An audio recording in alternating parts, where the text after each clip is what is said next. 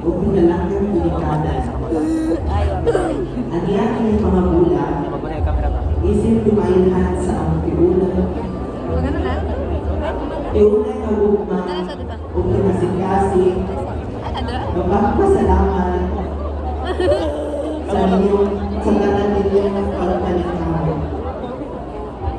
Isip mga anak, kami nahibalo sa inyong mga sakripisyo, mga kasakit, mga kalisod, o mga pag-antos.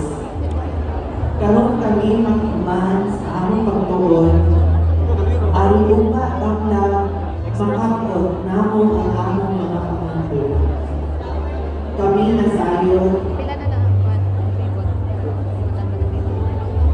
na wala mo nagmula ang balos sa tanan ninyong kahapon.